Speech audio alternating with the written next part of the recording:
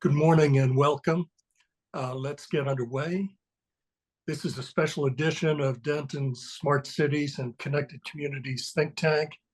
And our topic today is the election and what it portends for public policy going forward.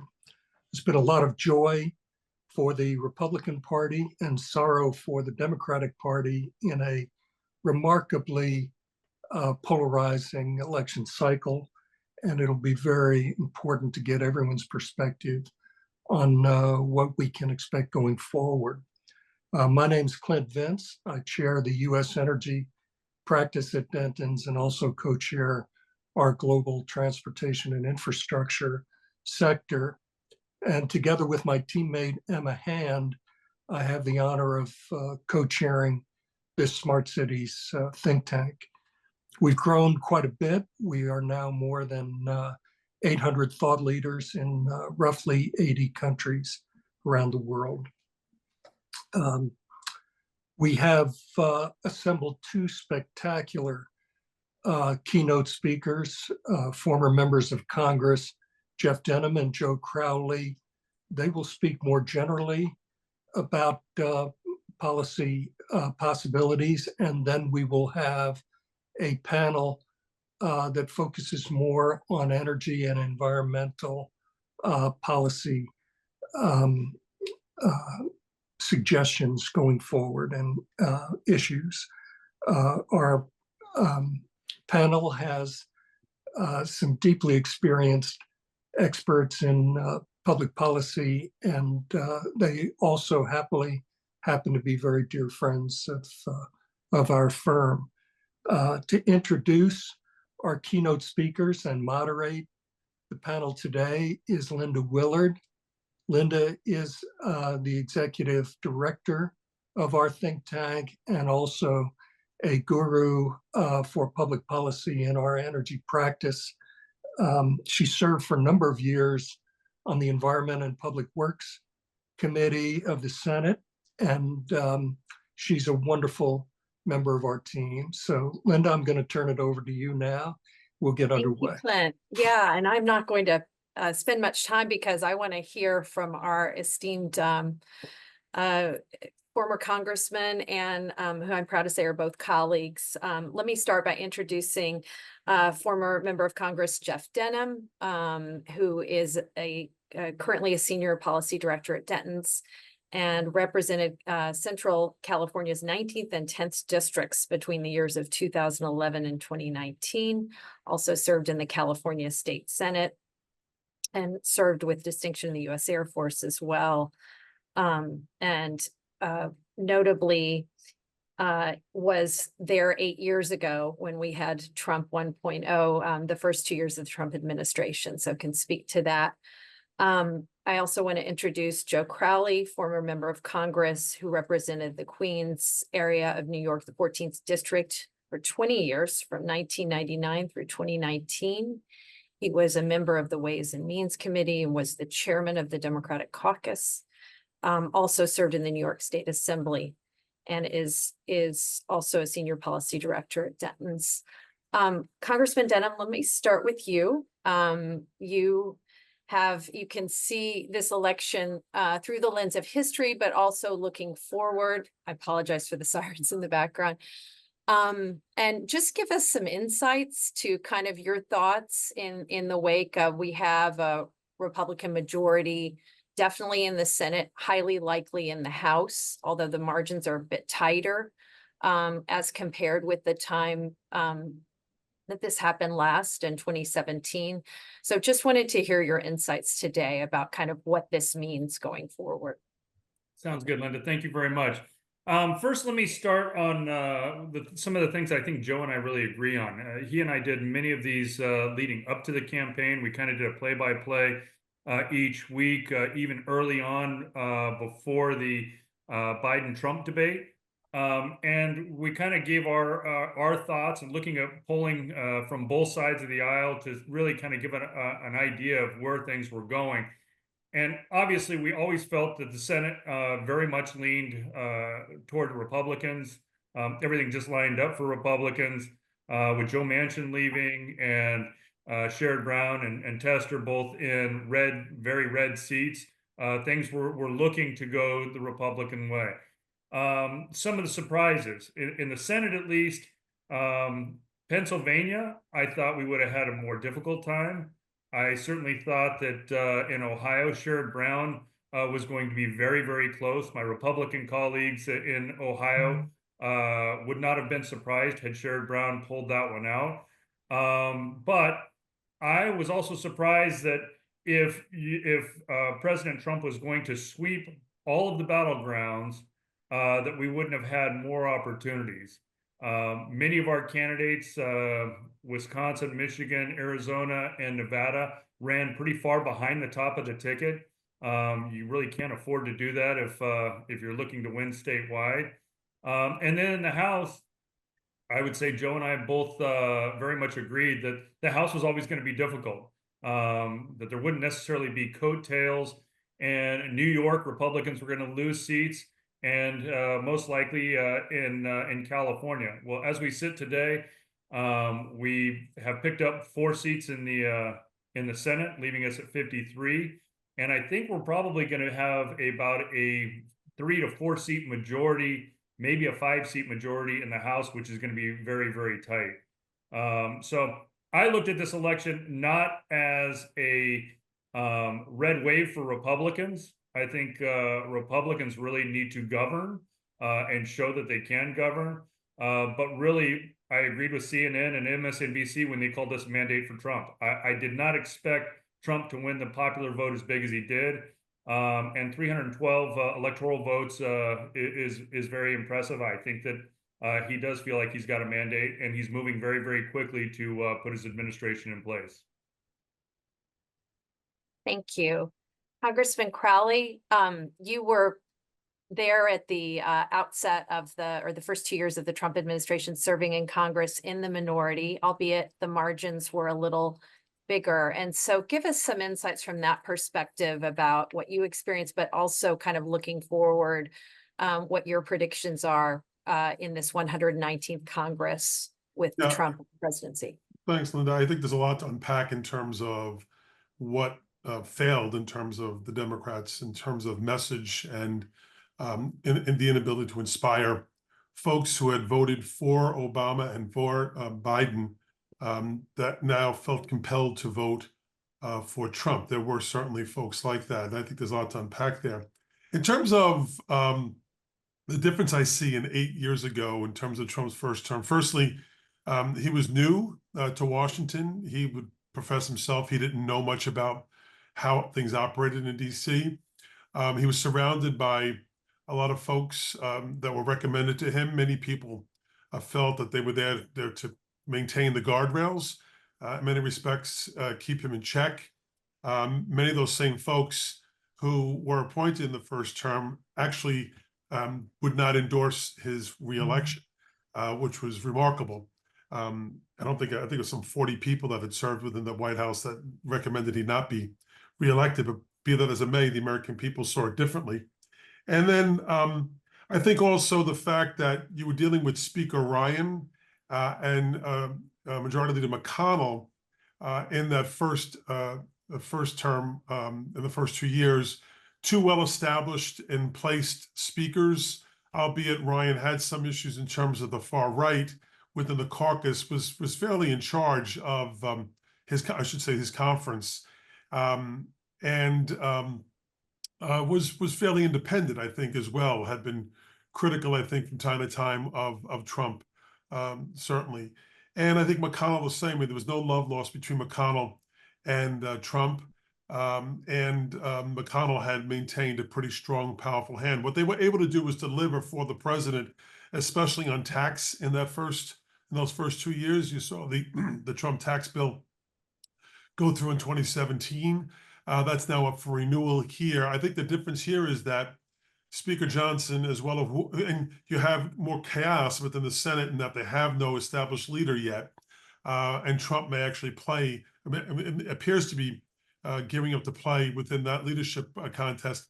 That there really aren't very few guardrails at this point in terms of what the president will do. And Jeff had made reference to mandate. It'll be interesting to see just how he wields that power.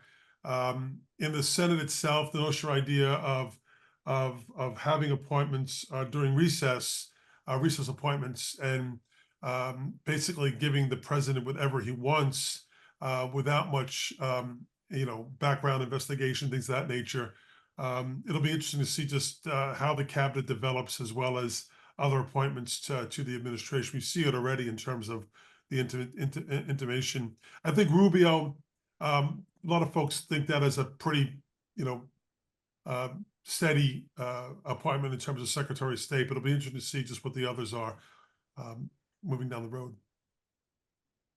Thank you. And that gets me to leadership. And let's look at both the House and Senate. And Congressman Denham, it seems that Speaker Johnson is relatively safe. I know they're all the leadership elections for Republicans are taking place tomorrow, but could you also comment on a potential leadership in the Senate as well as the House, and how that will affect this dynamic with the president? Absolutely. From a House perspective, Joe and I have talked about this as well. I think both of us expect that Republican and Democrat leadership in the House is going to stay pretty much the same. The one change on the Republican side, obviously, would be the conference chair, Elise Stefanik, going to the UN, opens that seat up. And there's a bit of a scramble there, but I expect that to get filled here pretty quickly. And then in the Senate, I think the bigger question is in the Senate is whether or not Trump will lean into this, and whether or not that actually helps or hurts. I mean, the Senate is a pretty independent body, so those senators that have been around for a while don't always like to get told what to do. So it will be interesting to see how that moves forward. Let me just talk a little bit about how it's going to play from a Trump perspective. I do think that this is going to be different. I think President Trump in the first go round got pretty bogged down with appointments, got very bogged down with policy, kind of got derailed from his agenda with the Affordable Care Act and trying to repeal that. It kind of disrailed a lot of his agenda. I don't think that there's, like Joe said, a whole lot of guardrails on this one. He will expedite his nominations. He will have his cabinet in place very, very quickly. I mean, I think he's already moving at a pretty record pace, and he's really outlined specifically what he would like to get done in his first 100 days. I think that starts with tax cuts, making those permanent, and then moving right into, he's going to have to deal with budget reconciliation, deal with the debt limit coming out of the House and Senate. But I think that he's going to move right into reforms on drilling and permitting. Tariffs, I believe he can do on his own. I think he will try to work with the House, but as he showed last time, he wants to do this as a negotiating tactic and really divide up what those tariffs look like between each of the different entities he's negotiating with. And then it's going to be a full plate, but he has to address immigration immediately as well. So part of that's going to be budgetary with border security, but also it is going to be an enormous task trying to address the amount of people that have come into our country, and more importantly, how do you put a system back in place to stop people coming across the border today? Interesting. Active time. Congressman Crowley, do you want to comment on the first 100 days or? Well, I would first say that I think in terms of the House Democratic leadership, I think will remain as is with Hakeem Jeffries. If he is in the minority, it looks as though there's a more narrow path to the majority for House Democrats, a much wider path for House Republicans. I think that Catherine Clark will remain as minority whip, and that Pete Aguilar will remain in position as chair of the caucus. And so I think pretty much that there'll be some minor leadership changes in the lower ranks because of people like Matthew Cartwright, for instance, not being reelected. He was in the House leadership. So, and I suspect in the Senate the same. I don't think anyone blames Schumer for the loss of the Senate. There were just too many vulnerable Democrats in this cycle, in much the same way that in the next cycle, there'll be more Republicans who will be in a vulnerable position in the Senate. I also think that controlling everything will make Republicans vulnerable in 2 years in both the House and the Senate. The House in particular in the first midterm election of a new president tends to lose seats historically, but we'll see if that trend can be bucked. It has been bucked before. We'll see if it happens here again. The first 100 days, I think the president is already, they've made it clear that they have an agenda for the first 100 days, and much of it is going to be focused on the border itself. He is appointing the former head of ICE as his borders czar, a very radical, far right-wing individual who is willing to even deport entire families, even if those children are American citizens. So it'll be interesting. I think, just in terms of what will happen, I think from my perspective, I think the tax bill will be something that they'll focus on pretty early on in the new year, because it does expire in the next few upcoming months in the new year. And I think, as Jeff has said, I think the president will be in a much better position in terms of having had appointed his cabinet.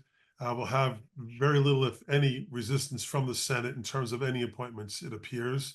That appears to also be kind of an agreement between all the candidates for Senate Majority Leader, that they will not stand in the way of the president's appointments. So I think that's where a lot of the focus gets put on first. But clearly the border, it'll be interesting to see if he does anything in terms of the economy. There's not much he can do at this point. To see if they'll roll back on any of the spending on the IRA, on the infrastructure bill, or on the CHIPS Act, three of the big bills with a lot of money in them. It'll be also interesting to see if President Biden is able to get more of that money out before President Trump takes over. The President Biden is still president until January 20th. So there will be a peaceful transfer of power. The president's made that clear. Unlike what we saw 4 years ago, there will be a peaceful transfer of power. Democrats lost this election. There are no cries that the election itself in any way, shape, or form was rigged, or was dishonest, or was illegal, or was stolen. No one is suggesting that. So I think that's also a nuance in terms of this year versus 4 years ago. So we'll leave it at that. And I would just add to what Joe said, I don't think that any of these issues are going to be slam dunks. I think that legislatively, it is going to be a difficult path. I mean, even things where Republicans agree that the tax cuts should be made permanent, you still have issues like SALT, where New York and California Republicans are going to have a really hard time with that. There's going to be a push to repeal the clean energy credits, and I know that there are some targeted members or members in purple or blue seats that are going to have difficult times with that as well. And even immigration. Stephen Miller is now the deputy chief of staff, and he's going to be very difficult on some of the immigration pieces that really affect a lot of, whether it's farm workers or dreamers or people that are in a lot of these heavy Republican or heavy Democrat areas, but are held by Republicans.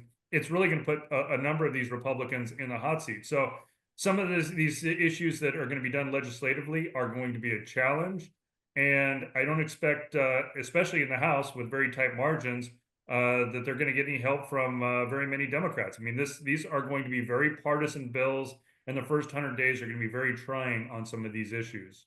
Yeah, and I think that goes to the point, although Jeff has mentioned the mandate of the president, it's not reflective whatsoever in even the Senate or the House. A little bit more in the Senate, but certainly not in the House, where the margins are going to be very, very tight.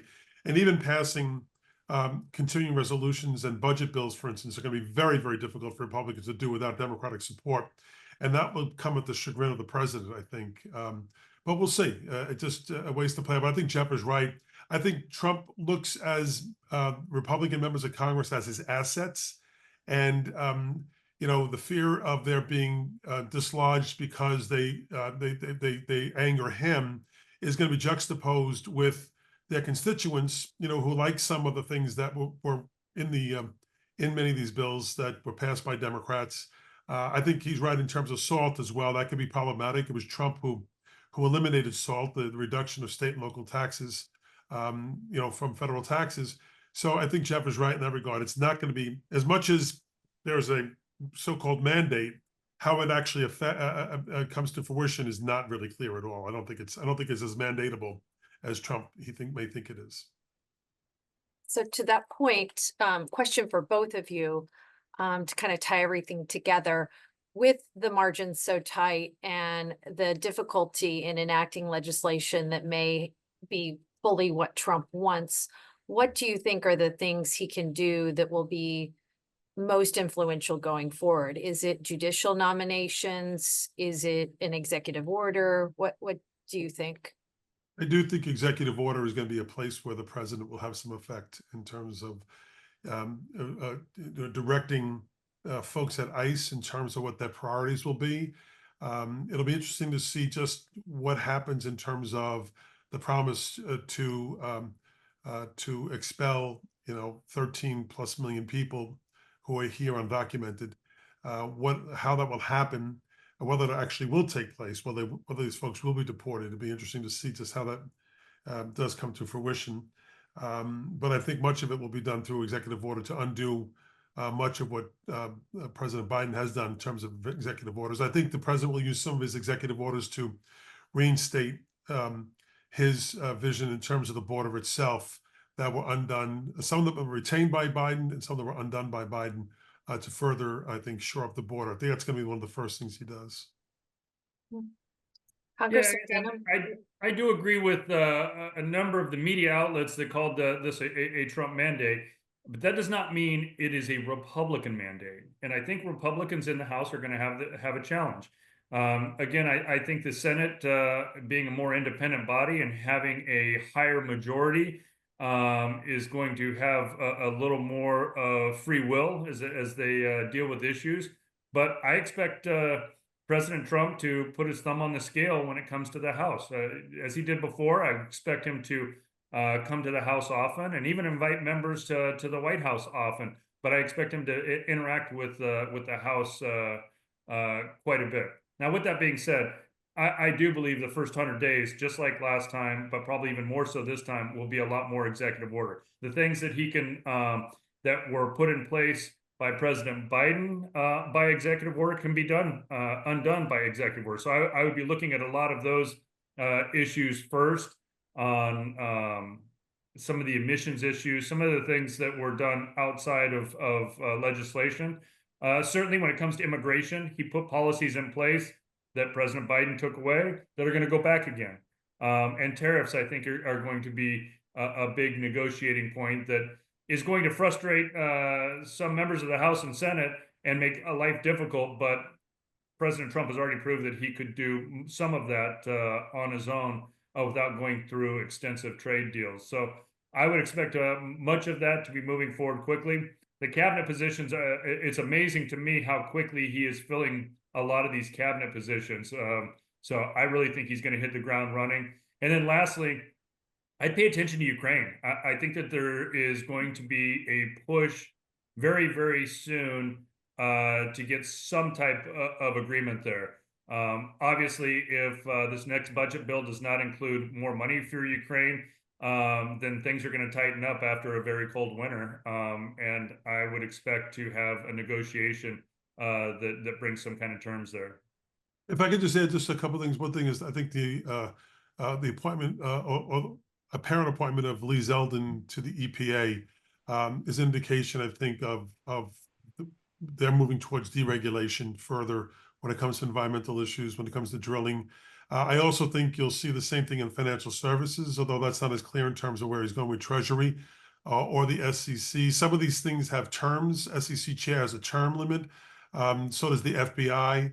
So does Jerome Powell at the Fed. They all have term limits. So it'll be interesting to see. Powell has already indicated he will not resign, even if the president calls upon him to do so. It'll be interesting to see if Director Wray and the FBI will do that or not. So there'll be some drama here to play out over the next few weeks as well, as it pertains to some of those appointments. But I think clearly moving towards less referees on the field in terms of the environment and in terms of, I think, the Food and Drug Administration, as well as the financial services sector.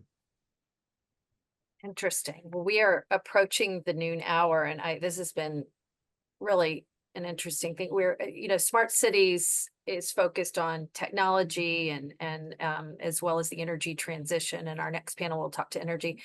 Any thoughts on, I know he will not have a formal role, but the influence of Elon Musk and technology since he's been so involved in Trump's campaign? Just quick thoughts on that.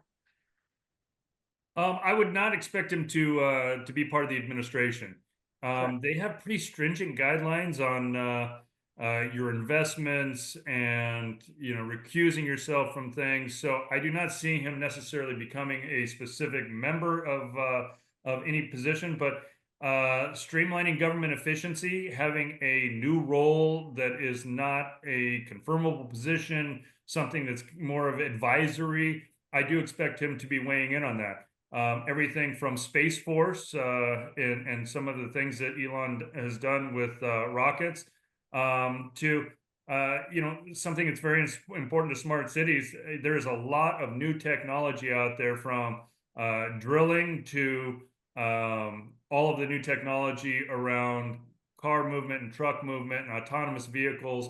There's going to be a new opportunity for President Trump, who I think really feels like he missed his opportunity to change and build a new transportation system. To see President Biden come in and invest so much into transportation, I would expect some smart technologies that really help to improve our infrastructure as one of the signature items that comes if he does not get derailed again by a very partisan issue in the early days. I think that tech played an important role in terms of the support for President-elect Trump. What was, squarely an industry that was supportive of Democrats more often than Republicans. I think that is shifting to a fairly well represented, I think, in Musk in particular. I'm still waiting to see whether or not Musk will actually purchase Truth Social, make the president a very, very, very, very wealthy person again. That'll be interesting to see if that happens. Certainly has the wherewithal to do that. And we know that there are no boundaries in terms of the president's desire to make money. So we'll see how that all comes together, especially what we believe will be the last 4 years of President Trump's ability to be president of the United States. Yeah, well, on that note, thank you so much. This is, we really are grateful for your insights and thoughts on this. It'll be interesting, if nothing else, and somewhat, I mean, I guess one of you said dramatic. Yes, but hopefully, steady as in terms of our government. But really appreciate your time. I hope I'm on that list. That's all I got to say. Love you all. Don't we all? All right, take care. Thanks, guys. Bye. And with that, we'll move on to our second panel, and I'll give them a moment to click on and turn on their audio. And we've got them here, and I'll go ahead and make introductions in alphabetical order. I'll start with Nicole Buell, who is the Senior Director for Climate Implementation at the Environmental Defense Fund. And prior to that, Nicole was a Senior Advisor for on the Senate Energy and Natural Resources Committee to Chairman Joe Manchin. She also has held positions at FERC, the Federal Energy Regulatory Commission, and the Energy Market Division, the White House Office of Management and Budget, and the United States Department of Agriculture Forest Service. Next, we have Kelly Donnelly, who is Executive Vice President, General Counsel of Lot 16, a lobbying firm here in DC. And she served for a number of years as Chief Counsel of the Senate Energy and Natural Resources Committee to the then Chairman Lisa Murkowski from Alaska. She also held positions at the Senate Environment Public Works Committee, the Department of the Interior, Fish and Wildlife Service, and in private practice. And finally, Karen Whalen, Dr. Karen Whalen, in fact, who is the CEO of the Gridwise Alliance and is a energy policy and grid policy expert, has held a number of positions, both in the private sector and also U.S. Department of Energy. She was the primary author of modernizing the grid portion of the Quadrennial Energy Review while at DOE. And so I don't know anyone who knows any more about transmission than Karen. So I'm excited to hear her thoughts today. She also worked as an advisor to both House Speaker Nancy Pelosi on energy and climate issues, as well as then Majority Leader Harry Reid from Nevada. And with that, we'll jump right into it. I guess we heard Joe and Jeff set the political backdrop of the election. And I want to turn from politics into policy and kind of hear your thoughts. Let's start, Nicole, and then I'll hear from others, Kelly and Karen, with the IRA. I think that's gotten the most play. Everything in the press we were hearing, months ago that Trump wants to repeal the IRA. But the reality, as we learned from our first panel, is that it's not easy to repeal tax legislation once it's been passed.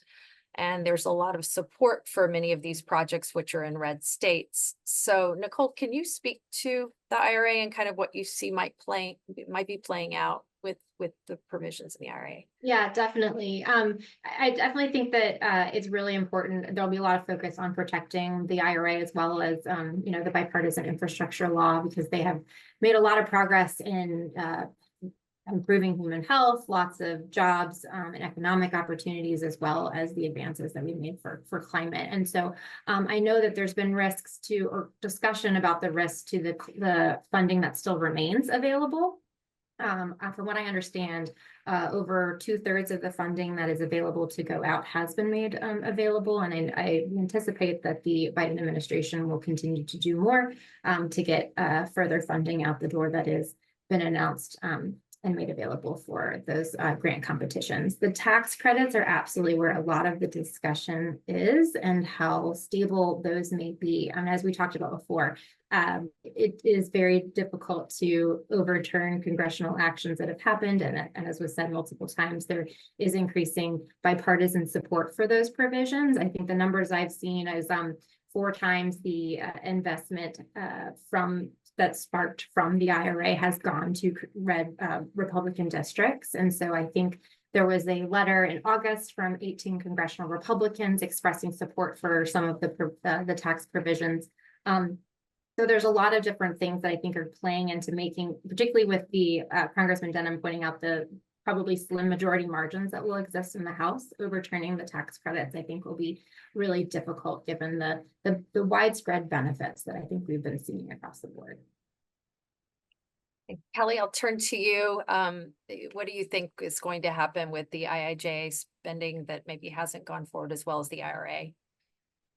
Talk about the IRA because, I think it's important to remember that not a single Republican voted for the Inflation Reduction Act, and that was by design. This was done through the budget reconciliation process, which is designed to cut out the minority party. It's a streamlined process, particularly in the Senate, where you only need a simple majority of votes. It needs to be budget-related legislation. There are other provisions that you need to be concerned with, like the Byrd Rule, but this was done through budget reconciliation. And now that it looks like the Republicans have swept, I know the House hasn't been called yet, but Real Clear Politics has it at 219. Reconciliation is back on the table. It would have been back on the table regardless of which party had swept. So it will be. And that's where the IRA, I think, is in trouble. Nicole is exactly right. Not just because Republicans didn't vote for it doesn't mean they haven't seen the economic development that has issued from it. And you've seen that in Republican districts and Republican red states. And after that letter came out with 18 House Republicans in support of the IRA back in August, Speaker Johnson said that he would be more interested in taking a scalpel to the IRA as opposed to a sledgehammer. And so what I think is going to happen for next Congress, it's going to be a big tax year with the Tax Cut and Jobs Act expiration. And so and that of course was done through reconciliation as well. Tax policy fits very, very neatly into reconciliation. And so Congress is going to have to deal with the expiring Tax Cut and Jobs Act, which means they're going to need pay-fors for whatever they want to do within that tax package. And that's where some of the IRA provisions could be in jeopardy as potential clawbacks to help fund this new tax package. And I think some of the ones that are most likely on the chopping block are EV related, because we've seen a lot of messaging out of the Republicans have been anti-EV, and even the tech neutral tax credits, I think, could be scaled back. Right now, they're open-ended. They're based on emissions reductions. And so one way that Republicans could come in and get some pay-fors as a result of that is put some parameters on that, maybe, cut off, make it a clear cutoff date. There are things like that they can do on it. As far as IIJA, that was different. That was done through the regular process. That was a bipartisan bill, so it had over 60 votes in the Senate. Those are very, very difficult to claw back once they're in statute. And I think people have been receptive to that. I think most of the money is out the door. Anything that is unobligated could be clawed back by an incoming Trump administration. I know that he's got some advisors who are advocating to actually claw back obligated funds. I think that would be very, very difficult. Yeah.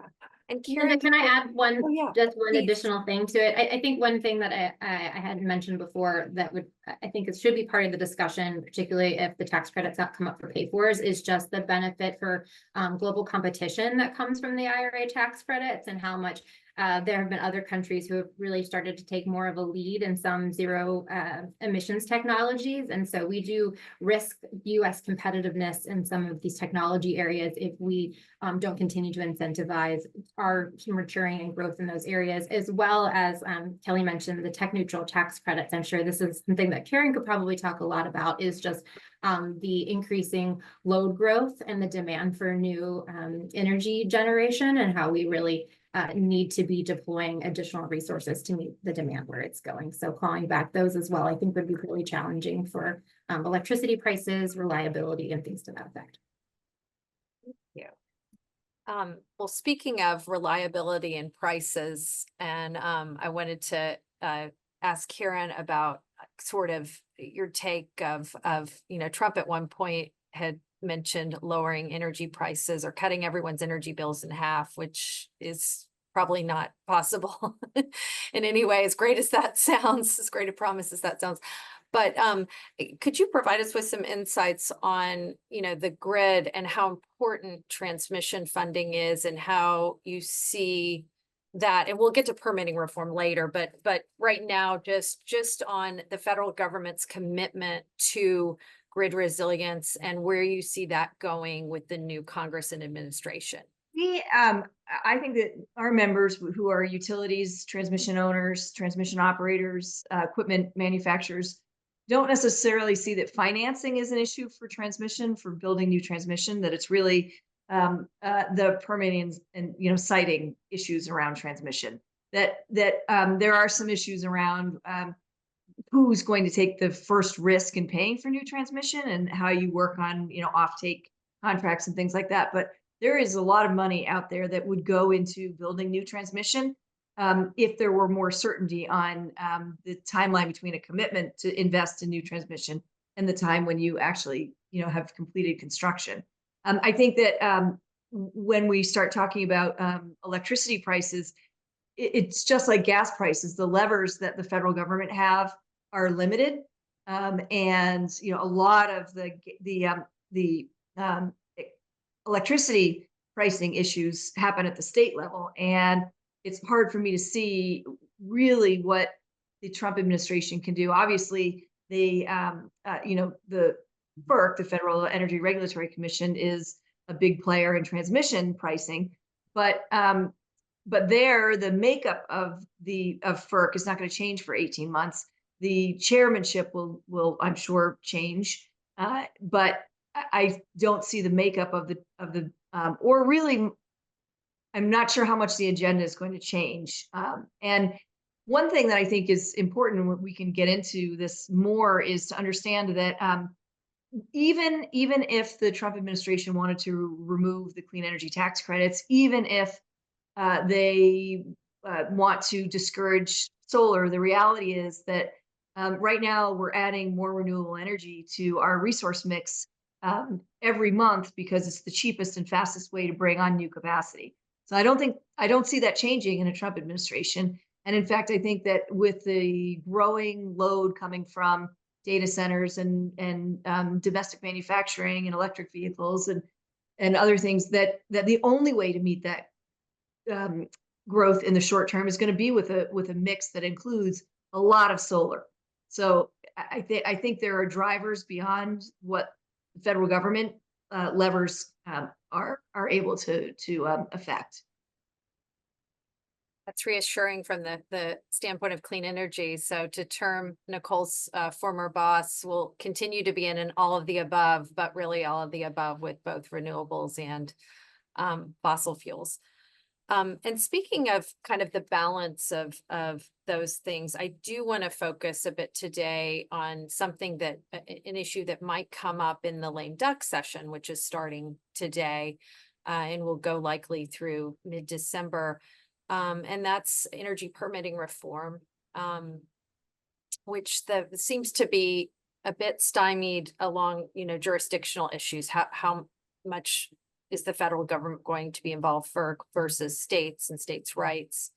And Nicole, I'll start out with you. Where do you see that dynamic going in the near term, but also if it gets punted to the 119th Congress, with the changes in the players in Congress, how do you see that shaping the odds for passing meaningful energy permitting reform? I think it's a good question, and I'm sure one we're all trying to figure out. I think that there continues to be bipartisan support for permitting legislation. I think the path towards actually passing something is pretty unclear now and then kind of going forward. But I think organizations like EDF, we're still really focused on making sure that the conversation includes how transmission is included in any sort of permitting legislation, in a regional transmission planning in particular, and then just continuing to express concerns about community health and community input as part of the conversation. Great. Kelly, you've worked a lot on permitting reform. Where do you think it will come out? Do you think the chances are good? Look, it's never over until they gavel you out, right? It's never over until the end of the session. And my money is always on my former committee, the Senate Energy and Natural Resources Committee, because they are relentless. Chairman Manchin absolutely wants something on his way out the door. This is something that Ranking Member Barrasso is committed to, and it had a bipartisan vote. Their permitting reform bill had a bipartisan vote out of committee back in the summer. Only 4 members voted against it. That said, with a sweep, and this would have been true either party had swept, it's difficult. It's challenging. It's an uphill battle, I think, to get this permitting reform bill done in the lame duck session. And I go back to 2016 when we saw a Republican sweep, and this is where this was under Chairman Lisa Murkowski. We were in a formal conference with our House colleagues, a formal conference. We'd passed a Senate bill, the House had passed their bill, we had named conferees, we were in a conference, we were practically done with it. And then the Republicans unexpectedly swept that election cycle, and our House colleagues walked away from the conference because the thought was that they did not have to compromise, and Republicans could get more in united government. And so that's what I'm afraid of this time. You don't even have a Senate passed bill. You just have a bill out of committee. You don't have something that's come over from the House except for HR 1. And you had mentioned some of the jurisdictional divides. ENR, for instance, does not have jurisdiction over NEPA, and that is something that House Republicans very much want to see in this. And then the other thing with the Senate energy permitting bill is they've had some problems on both sides of the aisle. So you had ENGOs who weren't necessarily, who liked the transmission pieces, but didn't want to compromise to have the fossil fuel provisions that would go with it. And then you had folks on the other side the same way, not really wanting to compromise. So there are a lot of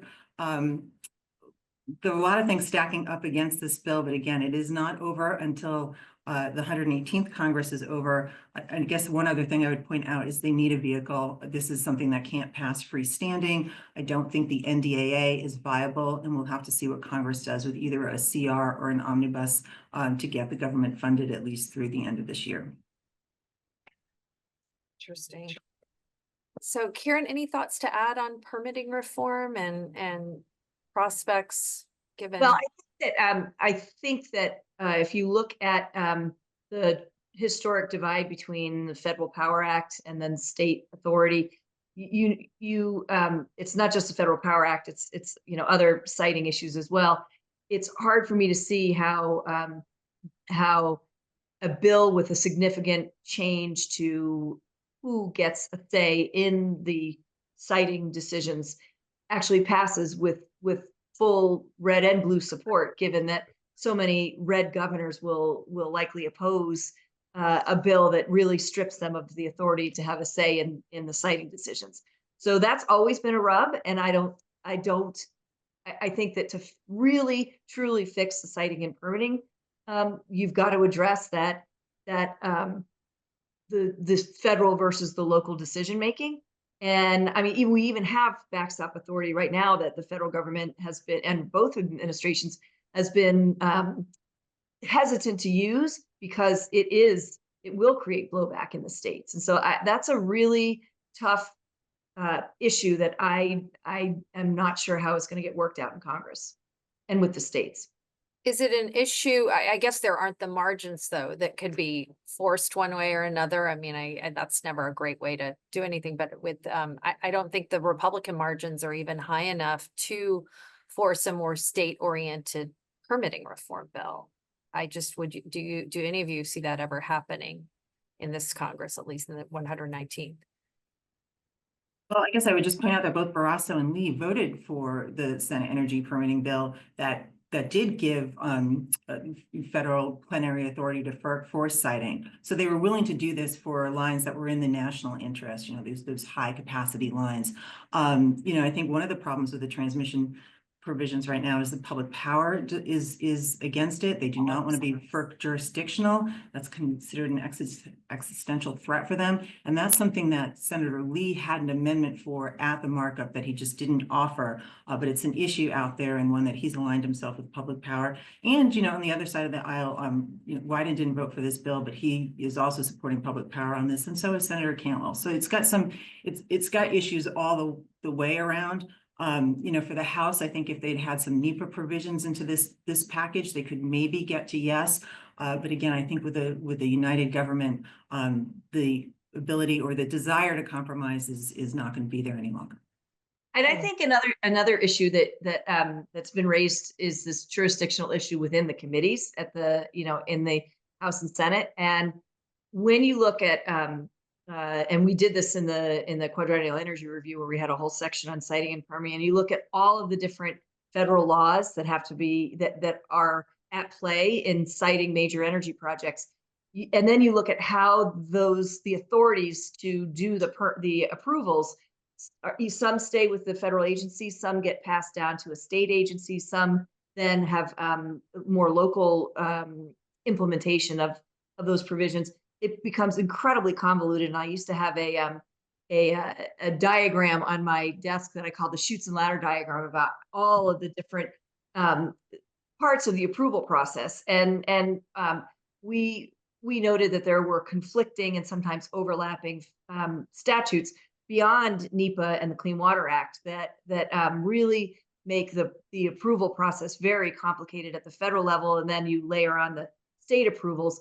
And unfortunately, because different committees have different jurisdictions over the statutes, these conflicting and sometimes overlapping statutes, but really wholesale reform of the permitting process, I haven't seen a bill that tackles it all yet.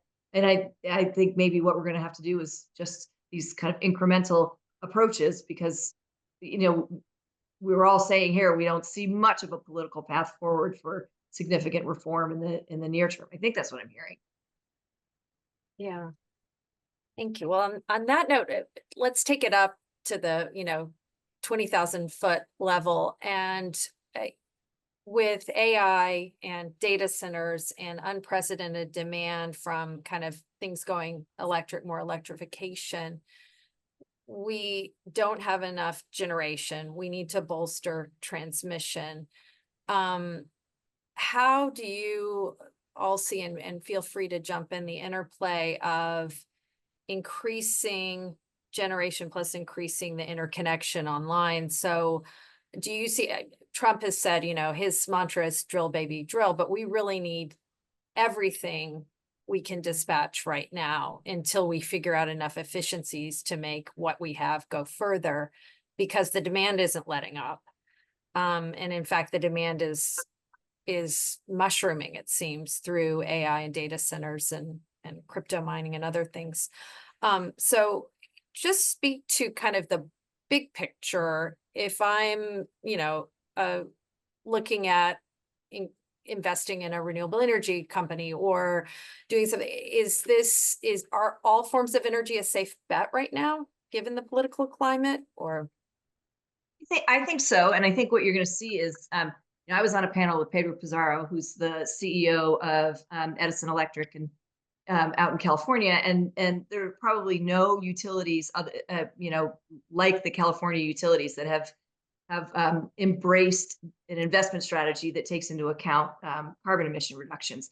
But when I was on this panel with Pedro this summer, and he said we're going to have to keep natural gas plants that we were planning on closing open longer to meet demand, and we're going to have to probably build some new natural gas plants. And I think in some areas that also means keeping some coal plants on longer. So I think that I think that it's going to be harder than we thought to address emissions, even under a Biden administration or a Harris administration. It will be hard to meet the climate goals that we have out there. But I will say that I mentioned this before, that the cheapest, fastest way to bring new power online is to build solar and to a lesser extent wind. So those are going to have to be part of the quiver, whether there's a change in the federal, in a new federal administration's views on how those fit into any kind of climate policy. The reality is, for reliability, and for affordability, we're going to need those resources. And my members have said, you know, we all want to be customers of new transmission, but we can't wait. You know, I've got one member, one of the fastest growing rural co-ops, that's adding 5,000 meters a year, which is a staggering number for a rural co-op. And the only way that they're going to meet that demand is by looking for local resources, and that's community solar, that's distributed energy resources that are aggregated and used to provide grid services. And so, you know, even if FERC decided not to pull back on FERC Order 2222, which is about setting the rules to allow aggregated DER in the wholesale markets, the distribution networks are going to need that aggregated DER power. So I see, you know, we've been operating in a period of maybe 20 to 30 years of low to no demand growth, and the last 2 to 3 years has seen exponential growth that, frankly, I don't even think the utilities have a good sense of what's coming down the pike at them, because some of the utilities that we work with have had to redo their budgets and their integrated resources plans multiple times over the course of 2 years. So our policies around electricity, our policies around environmental regulations were written in many instances in a different environment. And I think we've got to figure out what this new load growth means for a whole set of policy objectives. any comments, Kelly, Nicole? Yeah, you know, I agree. It's extraordinary what we're seeing in terms of demand growth. And you just saw FERC did a full day technical conference on co-location of large generational loads. They had that order that came out, that talent order as well, that was, you know, saying no to a bilateral agreement, kind of behind the meter agreement with a nuclear facility. You're seeing 3 Mile Island out of mothballs as we're trying to deal with the demand. You know, and this is something that really is not well suited for Congress to engage in. You know, this is for states, and FERC is obviously trying to tackle this as well, trying to get their generational siting done. And then for transmission hookups, you know, FERC did have that order 2023 that is supposed to be dealing with interconnection queues. I know that the chairman has said that there's more to be done in that area. Perhaps there's even more that they can do to try to tweak that and move that along, but the queues are a real problem. And, I think that's why you're seeing, like Karen said, people wanting to co-locate with existing transmission, with existing load, and not having to build anything new, because the demand is real and it's now and it's growing. The only thing I'll add is one thing that's on our minds a lot is the question, thinking about the natural disasters and the questions of resilience, particularly with the summer, with the 2 hurricanes that came through sort of back to back, thinking about all the different ways that we can create generation in local communities to make sure that they have access to the low cost power, as well as the additional reliability and resilient services that can be provided from that generation. So is it safe to say that maybe looking forward for a variety of reasons that we're going to start seeing more action in this area, since the federal government really can't take care of the details of this at the state and local level? Yes, I think we're seeing some really interesting conversations happen. Some of them, like you said, well, like Kelly noted, are happening at FERC. But I think that some of a lot of the public utility commissions are grappling with new rate structures to have these large load customers that are requesting interconnection and requesting that power have a different kind of way for paying for that and for the upgrades to the grid that need to be made, not just the generating resources. And I think we're going to see more of that, a lot more of that, because we heard during the election, and Trump said during the election that he was going to lower not just gas prices, but electricity prices. And there's a huge pressure on public utility commissions to keep rates low. And so that means that the paying for the necessary investments are likely going to have to come from some of these big new customers in a different way. Yeah, a lot of innovation, I guess, at the interesting. Let me switch gears to something that may lead to more state innovation. That's on the regulatory side, and the current limitations in place, particularly on power plants, the new gas-fired and existing coal plants from the Biden administration, and which Trump has said he was going to repeal, or at least set it in motion to repeal. That rule is also in litigation, as well as looking at some of the regulations Trump has imposed, or not Trump, sorry, the Biden administration has imposed on mobile sources. What do you see, and anyone can step in on this, happening with those in the near term and maybe in the long term? Well, I'll jump in. I mean, it's interesting on the regulatory front on a few levels, because again, with a Republican sweep, you've got the Congressional Review Act now available for Republicans to use. And this was used a record number of times in the first Trump administration, I think something like 16. And this is where Congress can go ahead and claw back regulations from an outgoing administration at something like 60-second session days is the look back period. CRS is now saying that will capture any Biden regulations from August 1st on. And that would allow a Republican-controlled Congress to not only claw back those regulations, but then it's very draconian. It prohibits an agency from ever promulgating a regulation that is substantially similar. So it's a really big tool that can be used. Now, the regulations that you've mentioned, I think, fall outside of that window, so they wouldn't be put into some that would fit into that potential CRA, Congressional Review Act clawback period, would be the Basel III regulations that haven't been finalized yet, the federal acquisition regulations that also haven't been finalized yet, and anything IRA related guidance regulations that are not yet final. But the ones that are final, that are in litigation, first of all, I think they probably have a tough road in a post-Chevron world anyway, because it's going to be very hard without congressional backing to be able to justify that. The incoming administration will likely do what the Biden administration did when they came in, which was issue an executive order holding all the regulations in abeyance, having all the agencies taking a review of the regulations, anything that say was pending at the Federal Register but not yet published, easy, claw that back, that's not going to get published. anything that is in litigation, the administration can ask that the litigation be held in abeyance and have the regulation remanded to the administration, and then they can either just get rid of it altogether, or more likely revise and replace. And I think you'll see that with the NEPA regulations, because the Biden administration came in and they redid the Trump era NEPA regulations, and I expect Trump to come in and redo the Biden era redo for that. So there'll be a lot of movement on regulations, but the ones in the CRA window will just be a subset of the larger regulations that they can either deal with by bringing it back and revising it, or if they continue with the litigation, they can let a bad lower court decision stand and just not defend the Biden era regulations.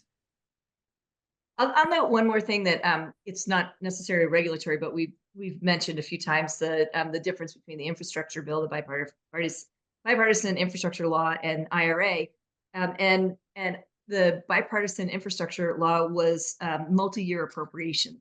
So that money has been appropriated. So there's not really a way to claw back the money, although there are some tricks that OMB could do, for any money that hasn't been obligated. But what they can do, and I think Kelly noted that one of the first things that the administration will do will be to issue guidance to the agencies to stop what they're doing, so that the incoming politicals can learn more about their plans. And not all of the money in the infrastructure law has even come close to being obligated yet. There's still large chunks of money, for example, in the GRIP funding. There's another round of funding that DOE's envisioned where they are not planning on releasing the FOA until early next year. And so if they don't get it out before January 20th, I fully expect that FOA for the GRIP funding will be held, at least temporarily, but certainly will be held. And another thing that we saw happen, in addition to reviewing documents and reports and programs, is even reviewing hiring decisions. And so during the first Trump administration, replacing even secretaries and assistants was very difficult. And all those decisions were made up at a very high level. And I suspect that given the attention to the federal workforce by the incoming administration, that even more review of hiring decisions and firing decisions are going to be made by the politicals, which is sort of combined with the reviewing of existing programs and this review of hiring, that the result is going to be quite a slowdown in anything that we see happening at the agencies for a while.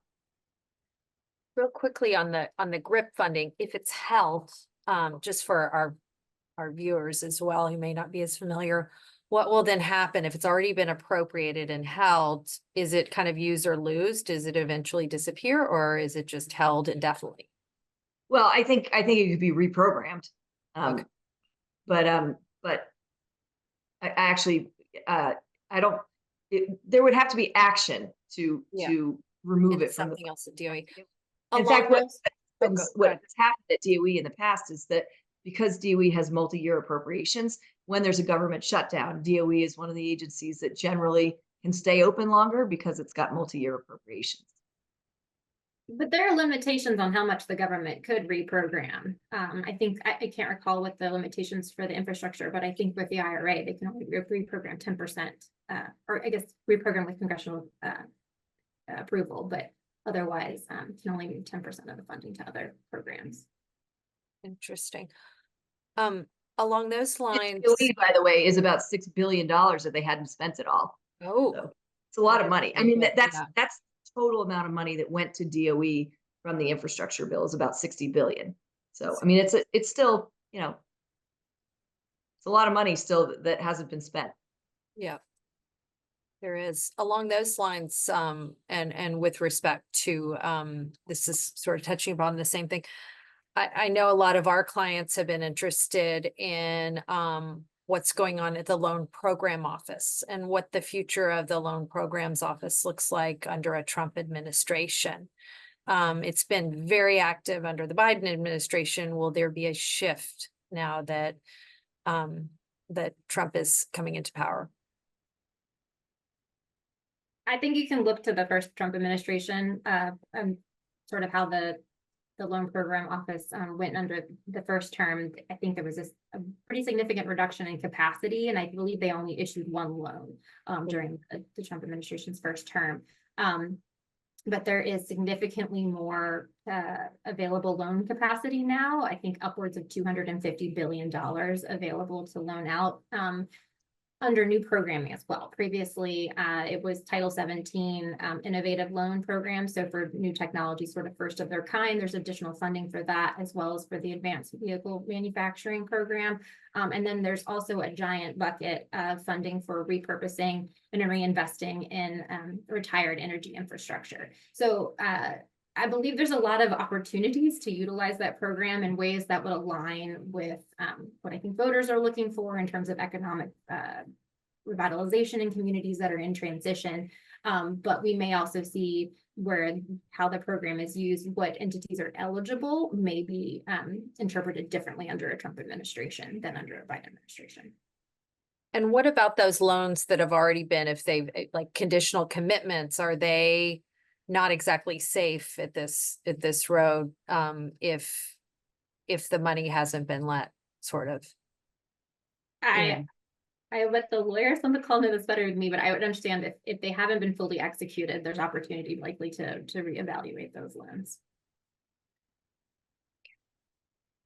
Yeah, I feel like if the money's been obligated, it'll be very hard to take back. And one thing I've heard, and we'll see with the loan office, is that maybe the focus will switch to things like critical mineral projects as opposed to, renewable type projects. Yeah, critical minerals is one area I feel like that is, absolutely necessary with and figuring out ways to source that are safe and involve, either domestic or with our allies. What do you foresee happening in a Trump administration with critical minerals? Well, I think the issue with critical minerals, first and foremost, is we have, and I am a geologist, so we have identified a number of places where critical minerals exist in the United States. The question is, can you extract them in a way that is protective of the environment and of the communities around them? And that is what our environmental laws were designed to do. It has been extremely, extremely hard to open a new mine in this country for decades. And if we really want to be serious about addressing our critical minerals issues and our dependence on China, that's what it's going to require, is opening new mines. And so it's possible that that some of the siting and permitting energy, so to speak, might turn towards what can be done to expedite extraction of critical minerals, and that's really going to be an issue. And then I think for certainly recycling has got to be a bigger part of this as well, and there is an opportunity for policy and funding there. Right. And recycling meaning battery recycling and Yeah, batteries and some other, mainly batteries. Interesting. So that leads me to public lands, which directly affects mining, and I think the president's pick for interior along those lines will be really interesting and inform maybe what might happen. As well as I was sort of surprised, I don't know if you were, by his pick for the EPA administrator. I had not seen his name on any of the list I had looked at. So if one of you wants to comment on either the EPA administrator pick, Zeldin, or the potential interior pick, that would be interesting to our audience. Well, it was a surprise. We've here in DC, we've got all kinds of lists that have been going around of potential names and folks that, a lot of usual suspects that aren't a big surprise. And Andrew Wheeler certainly was on the name for EPA, and his deputy had also been on Andrew's deputy had also been on the list for that. So yes, that was a big surprise. As far as interior, I'm not sure who it's going to be. I've heard David Bernhardt. I've heard Kate McGregor. They were both at Interior before. It could be, somebody that we're just not thinking of. And it's interesting, the whole idea of recess appointments as opposed to, going through the regular confirmation process. I will say my old committee, ENR, has jurisdiction over the Interior Department. So we'll see if anybody is tapped for that. One thing I will say about committee makeup is Mike Lee from Utah is scheduled to be the next top Republican at ENR, with ranking member Barrasso now scheduled to become a Republican whip. There is some speculation that Lee will be tapped to become Attorney General.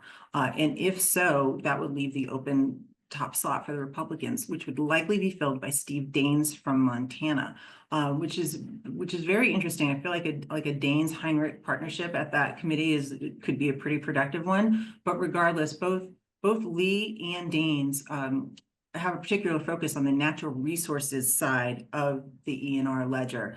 And so I think, with either one of them holding the gavel, I think you'll see more emphasis on the stuff that the Interior Department is doing as opposed to the Energy Department and FERC. And what about on the House side from the Energy and Commerce Committee? Well, I guess it would be Energy and Commerce, but natural resources, which is going to be pretty much the same. I assume their leadership in the House will be. Yeah, similar. Westerman should stay that. And of course, he wants NEPA reform, which is, Karen was making that point before, where the committees the jurisdiction doesn't marry up. For the Senate, that's EPW. You're going to have new leadership there, at least on the Democratic side. It should be Sheldon Whitehouse who takes the ranking slot for Cardin, although I've heard from White House's staff that he's at least flirting with the idea of staying at the Budget Committee, which is something that he's very much enjoyed. Linda and I both served at EPW very early on in our careers. I think it's a great committee. I think he would do an outstanding job at EPW, but if he doesn't take it, it's Merkley from Oregon would be next. Right. And then with Capito, as Shelley Moore Capito as the chairman, who's been the ranking member, which could be from West Virginia and a pro mining, I guess, versus that could be interesting. But I could see her kind of butting heads with Sheldon Whitehouse and Jeff Merkley. I don't know. Shelley Capito, she's a deal maker though. Yeah, she is. She is. She's willing to reach across the aisle, and she was on the Energy Committee for at least one Congress. And I for one was very disappointed when she dropped off to focus on EPW, because I just thought she was a very thoughtful, very constructive member. Mm-hmm. Let me shift gears and talk a little bit about nuclear. And we had mentioned the large commercial, traditional nuclear plants being resuscitated, some of them, but also more importantly, looking forward, advanced nuclear and small modular reactors. What do you see happening in a Trump administration under and with this configuration of Congress with nuclear? And Nicole, do you want to? I admit that I don't work on nuclear, so I won't be as helpful on that question, but I'm eager to know what the other panelists are. That's okay. Kelly, Karen, do you want to chime in? Well, I think on nuclear, there are three big issues. I think one is how you keep existing nuclear plants open. And I think that's a market issue. I think that's a state issue more than it is. I mean, there are some FERC, the past efforts to keep existing nuclear plants open has really been at the state level, but there might be something that the federal government could do through FERC. And then the other issue is small nuclear reactors, so small modular reactors. And we could see an increased focus on trying to permit those and potentially some funding to help deploy them in some pilot project areas. And then the third issue is nuclear waste, and I think that under any party that has been really a morass, and so that's going to continue to be something that the Department of Energy will be working on, and that states will be working on. And there is a new process for consent-based temporary siting, and temporary is like on the order of a century. But there might be some movement there as well. But I don't know that I didn't see the Trump administration really tackling the nuclear waste issue much in the first administration, and that may change in the second administration. Kelly, any thoughts on Yeah, nuclear? that's the only thing I would add is, at least at the Energy Committee, we thought after Vogtle, nobody was going to build nuclear any longer. And I still don't think in this country, like a traditional nuclear plant, like a Vogtle unit will be attempted, because we always thought it was going to be all SMRs, the small modular reaction. And Lisa Murkowski, for one, was very excited about the potential applications, not only at the military installations, but also in some of the more rural parts of not just Alaska, but throughout the world. So there's, great opportunity there.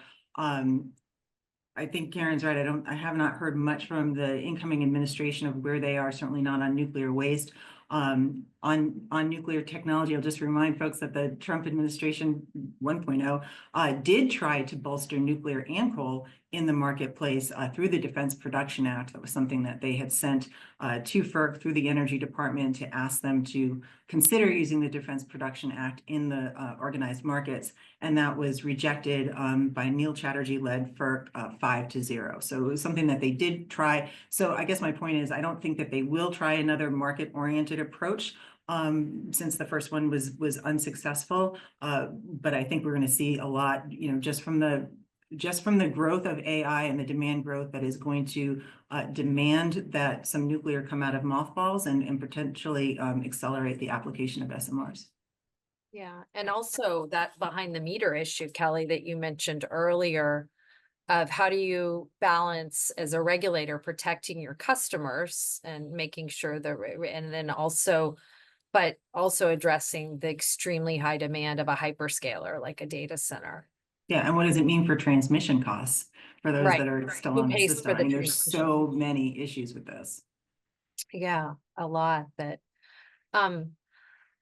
so we are, let's see, how many days? We're roughly 60 some odd days away from Trump's first day in office. I want to just go around to each of you and kind of along the lines of we heard from Congressman Denham and Congressman Crowley about immigration being at the top of the list, as well as undoing some executive orders, some tax issues then. But what do you think Trump does in his first 100 days in office, from an executive order, not from a legislative perspective, but from a presidential perspective?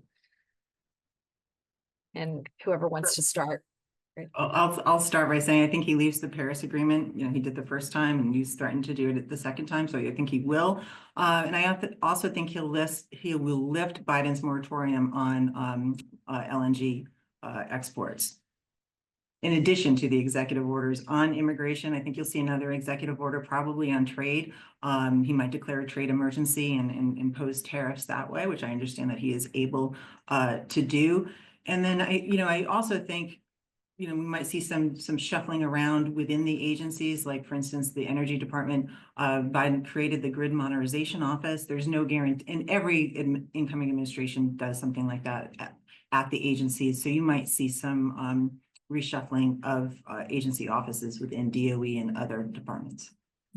One thing that we didn't talk about at all today is supply chain issues, and the utility industry is really grappling with some very severe supply chain issues. And you probably have heard people talking about distribution transformers, but it's beyond that. It's everything from, working stock like nuts and bolts to line trucks that are, the procurement time has been growing for all of the components that the utilities need to deploy. And so any kind of tariff that impacts the grid equipment coming in, because much of it is, one thing that we discovered in the implementation of the infrastructure bill was that with the Buy America provisions, that a lot of the grid equipment can't meet those Buy America provisions. And so they are imports, or they are significantly comprised of components that are imported.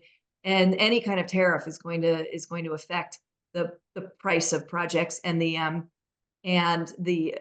timing of deployment. And so that's something to watch very closely. Yeah, so balancing the protectionism with the need to deliver goods quickly and provide electricity affordably and other consumer needs, which is one of the things that propelled him into office. So was consumer goods prices and consumer prices. I have one that I Yes, wanted to yes. throw through. The other one that we're watching, I think, is any sort of executive action on federal personnel and just like what any changes to the capacity of the federal agencies might have impact on, particularly on these provisions that we've been talking about too, that do have bipartisan support, getting those federal dollars out the door. Things, the tax credits that are in IRS, what the impacts might be to process. Interesting. Battery's running low, so I'm switching to power over here. It's me really quick. I have a different view and